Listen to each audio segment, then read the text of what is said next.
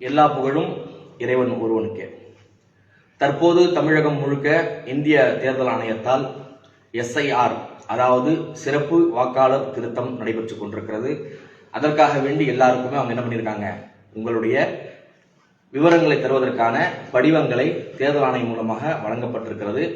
இந்த படிவங்கள் வரக்கூடிய டிசம்பர் மாதம் 4ஆம் தேதிக்குள் முழுமையாக பூர்த்தி செய்து அவரவர்களுடைய கண்காணிப்பில் இருக்கக்கூடிய BLO கிட்ட கொடுக்கணும்னு சொல்லியிருக்கிறாங்க.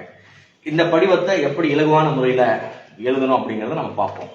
இதுல 1987க்கு முன்னாடி பிறந்த வாக்காளர்கள், 1987 2004 அந்த இடைவெளியில பிறந்திருக்கக்கூடிய வாக்காளர்கள், அதே 2004 இருந்து 2024 அல்லது 25 வரைக்கும் பிறந்திருக்கக்கூடிய வாக்காளர்கள் அப்படின்னு 3 வகையான வாக்காளர்கள் பிரிக்கப்பட்டிருக்கிறாங்க. அந்த 3 வகையான வாக்காளர்கள், அதாவது 2024 யாரெல்லாம் வாக்களிச்சிருக்கிறாங்களோ அவங்களுக்கு என்ன பண்ணிருக்காங்க, இந்த படிவங்கள் விநியோகம் செய்திருக்காங்க. இந்த விநியோகம் செய்யப்பட்ட இந்த படிவத்தை எப்படி பூர்த்தி செய்யறதுங்கிறத பார்ப்போம். இப்ப நம்ம பூர்த்தி செய்யக்கூடிய படிவம் அப்படிங்கிறது என்னுடைய தாயாருடைய படிவம். அவங்க 1987க்கு முன்னாடி பிறந்தவங்க, 1987க்கு முன் பிறந்தவர்கள்.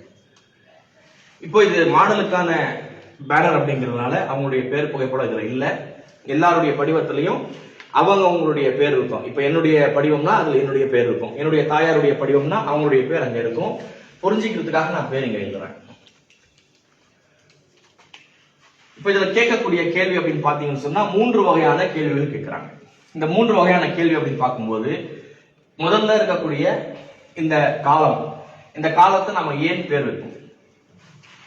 அடுத்து இந்த பக்கம் ஒரு காலம் இருக்கு, இந்த காலத்தை நம்ம பீன் பேர் வைப்போம். அடுத்து இங்க ஒரு காலம் இருக்கு, இந்த காலத்துக்கு நான் சீன் பேர் வைக்கிறேன். இப்போ இதுல ஏ காலத்துல என்ன நிரப்பணும் அப்படின்னு சொன்னா, அதாவது முதல்ல இருக்கக்கூடிய காலத்துல என்ன நிரப்பணும் அப்படின்னு சொன்னா 2024 இருக்கக்கூடிய கரண்ட் டீடைல்ஸ், இப்போதைய முழு விவரங்களையும் நம்ம இங்க கொடுக்கணும். இதுல என்ன கேட்கிறாங்க, பிறந்த தேதியை கேட்கிறாங்க. அப்ப பிறந்த தேதியை ஆதார் கார்டுல என்ன இருக்கோ அதை பார்த்து நம்ம என்ன பண்றோம், இதுல எழுதுறோம். அதுக்கடுத்து அவங்க கேட்கக்கூடியது ஆதார் எண். ஆதார் எண்ண நம்ம இங்க எழுதுறோம். அதாவது ஆதார்ல இருக்கக்கூடிய 12 எண்களை நாம் இங்க எழுதுறோம். அடுத்து போன் நம்பர் கேட்கிறாங்க. இப்ப எந்த போன் நம்பரை நாம பயன்படுத்திக்கிட்டு இருக்கிறோமோ அந்த போன் நம்பர், கரண்ட்ல இருக்கக்கூடிய போன் நம்பரை நாம இங்க எழுதுறோம். அடுத்து அவங்க கேட்கக்கூடியது தந்தை அல்லது பாதுகாவலரின் பெயர். இங்க பெரும்பாலும் நம்ம தந்தையுடைய பேர் தான் எழுத முடியும், ஏன்னா எல்லாருக்குமே தந்தை தாய் யார் அப்படிங்கிறது தெரியும். அதனால இங்க நம்ம தந்தையுடைய பேர் தான் எழுதுறோம். தந்தை தாய் யாருன்னு தெரியாம யாராவது டேக் ஓவர் பண்ணி வளர்க்குறாங்கன்னு சொன்னா அவங்களுடைய பேர் நம்ம கார்டியன் சொல்லி போடணும். அப்போ இங்க முக்கியமா நம்ம தந்தையுடைய பேர் எழுதுறோம். அந்த தந்தைக்கு 2024 வாக்களித்த வாக்காளர் அடையாள அட்டை எண் இருந்தா அந்த எண்ணை நாம இங்க எழுதணும். இல்ல அவங்க இறந்துட்டாங்க அப்படின்னு சொன்னா அவங்களுடைய எண்ணை நாம இங்க எழுத தேவையில்லை. அதே போல அடுத்து அவங்களுடைய தாயார் பேரை கேட்கிறாங்க. அவங்களுடைய தாயார் பேரை நம்ம அவங்களுடைய காலத்துல நம்ம எழுதுறோம். 2024 அவங்க வாக்களிச்சிருக்காங்கன்னு பார்த்தா நிச்சயமா அவங்க வாக்களிக்கல, அதுக்கு முன்னாடி அவங்க இறந்துட்டாங்க. அதனால அவங்களுடைய பேரையும் நம்ம அங்க வாக்காளர் அடையாள அட்டைன்னு கொடுக்கல. அடுத்து இவங்களுடைய கணவருடைய பேரை கேட்கிறாங்க. அப்ப அவங்களுடைய கணவருடைய பேர் என்ன இருக்கு அப்படிங்கறத அவங்களுடைய கணவர் பேரை நம்ம எழுதிடும். அதே போல அவங்களுடைய கணவர் உயிரோட இருந்து அவர்கள் 2024 ஓட்டு போட்டிருந்தாங்கன்னா அவங்களுடைய அடையாள அட்டையை என்ன நம்ம இங்க எழுதுறோம். அப்படி இல்லைன்னு சொன்னா அங்கே நம்ம என்ன பண்ணா ஹைஃபன் போட்டு விட்டுறலாம். இது ஏ பகுதியில கேட்கப்படக்கூடிய கேள்விக்கான விளக்கம். இது முழுக்க முழுக்க கரண்ட் டீடைல்ஸ் கொடுக்கிறோம். 2024 விவரங்களை நம்ம இங்க கொடுத்துட்டோம்.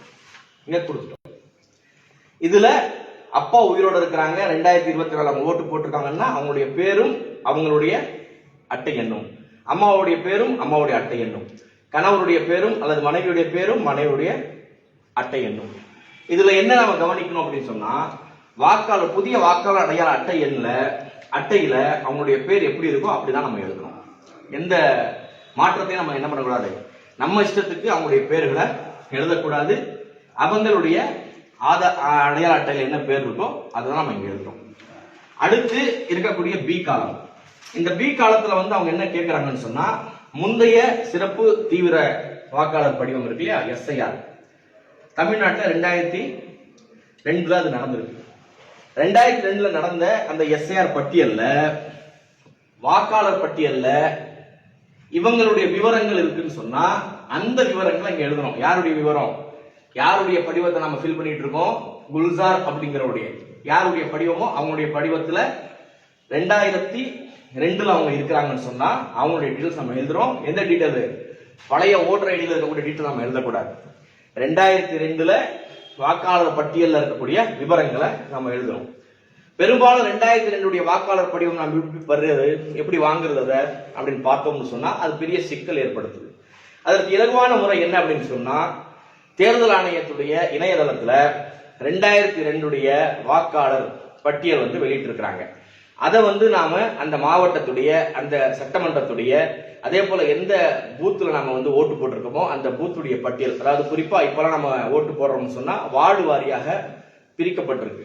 ஆனா 2002 பாத்தீங்கன்னு சொன்னா வார்டு வாரியாக பூத்தை பிரிக்கப்படல. அங்க ஸ்கூல் பேரை வச்சுதான் என்ன பண்ணிருக்காங்க, பூத் லிஸ்ட அப்டேட் பண்ணிருக்காங்க. இது கவனத்துல கொள்ளுங்க. 2002 வாக்காளர் பட்டியலை தேடக்கூடியவர்கள் கவனிக்க வேண்டியது, அவங்களுடைய சட்டமன்ற தொகுதியில அவங்க எந்த ஸ்கூல்ல ஓட்டு போட்டாங்களோ அந்த ஸ்கூலுடைய பேரை தேடுனீங்கன்னு சொன்னா உங்களுடைய லிஸ்ட் கிடைச்சிடும். இப்போ இவங்க 2002 ஓட்டு போட்டிருக்கிறாங்க. அப்ப ஓட்டு போட்டிருக்கிறாங்கன்னு சொன்னா அவங்களுடைய பட்டியல்ல அவங்களுடைய பேர் என்னவா இருக்கு அப்படிங்கறத நம்ம இங்க எழுதுறோம். இங்க அவங்க பேர் எழுதுறோம். அதாவது இந்த படிவத்துல இருக்கிற மாதிரியே பேர் இருந்துச்சுன்னா அப்படி எழுதுங்க. அல்லது 2002 படிவத்துல பேர் மாறி இருக்கு அப்படின்னு சொன்னா அதே போல எழுதுங்க. இப்ப என்னுடைய தாயார் பேர் பாத்தீங்கன்னு சொன்னா இப்ப வந்திருக்கிற பட்டியல்ல குல்சார் அப்படின்னு இருக்கு. ஆனா 2002 பட்டியல்ல குல்சார் பேகம் இருக்கு. அப்ப நான் என்ன பண்ணிருக்கேன், அதே எழுதியிருக்கேன். அதுக்கு அடுத்து என்ன கேட்கறாங்கன்னா, 2002 வாக்காளர் பட்டியல்ல இருக்கக்கூடிய இந்த பேருக்கு வழங்கப்பட்டிருக்கக்கூடிய அடையாள அட்டை எண், அந்த எண் இருந்துச்சுன்னு சொன்னா இங்க என்ன பண்ணுங்க, எழுதுங்க. இல்லைன்னு சொன்னா பிளாங்கா விட்டுருங்க. அப்படிதான் கேட்கறாங்க. இருந்தா எழுதுங்க, இல்லைன்னா விட்டுருங்க. அடுத்து இவங்களுடைய அடையாள அட்டையில உறவினர் பேரா யாரை கொடுத்திருக்கிறாங்க. சிலருக்கு தந்தையுடைய பேர் இருக்கும், சிலருக்கு கணவருடைய பேர் இருக்கும். ஆண்களா இருந்தா கண்டிப்பா அவங்களுடைய தந்தை பேர் இருக்கும். அப்போ இவங்களுக்கு அந்த பழைய 2002 இருக்கக்கூடிய விவரத்துல கணவருடைய பேர் இருக்கு. அவங்களுடைய பேரை என்ன பண்றோம், நாங்க இங்க எழுதுறோம். அடுத்து இந்த குல்சார் பேகத்துடைய படிவத்தை ஃபில் பண்ணிட்டு இருக்கோம். இந்த படிவத்தாருக்கும் இந்த உறவினருக்கும் அல்லது 2002 பட்டியலில் இருக்கக்கூடிய அந்த பேருக்கும் அதுல இருக்கக்கூடிய உறவினருக்கும் என்ன சம்பந்தம் அப்படின்னு கேட்கிறாங்கல்ல, அந்த சம்பந்தத்தை இங்க எழுதுறோம். தந்தையா இருந்தா தந்தைன்னு எழுதுறோம், கணவரா இருந்தா கணவன் எழுதுறோம். அடுத்து மாவட்டம், இவங்க எந்த மாவட்டம், இவங்க வேலூர் மாவட்டம். எந்த மாநிலம், தமிழ்நாடு. அதை நாம அடுத்த காலத்துல எழுதுறோம். அதுக்கடுத்து சட்டமன்ற தொகுதியின் பேர் கேட்கிறாங்க. எந்த தொகுதி, இவங்க இருக்கிற சட்டமன்ற தொகுதி பாத்தீங்கன்னு சொன்னா வாணியம்பாடி. அப்போ இதை நம்ம வாணியம்பாடி எழுதுறோம். அடுத்து கீழே என்ன கேட்கறாங்க அப்படின்னு சொன்னா சட்டமன்ற தொகுதியின் எண். இப்போ வாணியம்பாடி அப்படின்னு பார்த்தோம்னா வாணியம்பாடி அப்படிங்கிற சட்டமன்ற தொகுதி 2ஆக பிரிக்கப்பட்டிருக்கு. வாணியம்பாடி ஆம்பூர்னு பிரிக்கப்பட்டிருக்கு. ஆனா வாணியம்பாடி இப்போ இருக்கக்கூடிய விவரத்தை நம்ம எழுதாம 2002 அந்த வாணியம்பாடி சட்டமன்ற தொகுதியுடைய எண் என்ன அப்படிங்கறத எழுதணும். அப்போ வாணியம்பாடி சட்டமன்ற தொகுதியுடைய பழைய எண் பாத்தீங்கன்னு சொன்னா 39. அப்புறம் ஸ்லாஷ் போட்டு சட்டமன்ற தொகுதியுடைய பேரை நம்ம இங்க எழுதுறோம். அடுத்து பாக எண்ணை நம்ம இங்க என்ன பண்றோம், எழுதுறோம். பாக எண் எழுதிட்டோம். அதே போல அந்த 2002 வாக்காளர் பட்டியல்ல வரிசை எண் இருக்கும். அது எத்தனாவது வரிசையில இவங்களுடைய பேர் வருது அப்படிங்கறத என்ன பண்ணணும், இங்க நம்ம குறிப்பிட்டாகணும். அப்ப அந்த பழைய வாக்காளர் பட்டியல் எடுத்து பார்த்தோம்னா அதுல வரிசை எண் இருக்கும். அதே போல கீழ்ப்பகுதியில சட்டமன்ற தொகுதியுடைய எண் இருக்கும். அதே போல பாகம் எண் இருக்கும். அப்ப அந்த சட்டமன்ற தொகுதியுடைய எண் தான் நம்ம என்ன பண்ணணும், இங்க எழுதணும். அந்த பாகம் எண் தான் நம்ம எழுதணும். அதே போல அந்த வரிசை எண் தான் நம்ம இங்க எழுதி ஆகணும். இப்ப 1987க்கு முன்னாடி பிறந்திருக்கக்கூடியவருடைய படிவத்தை நம்ம இங்க நிரப்பி இருக்கிறோம். அவங்களுடைய இன்றைய முழு டீடைல்ஸ் நம்ம கொடுத்துட்டோம்.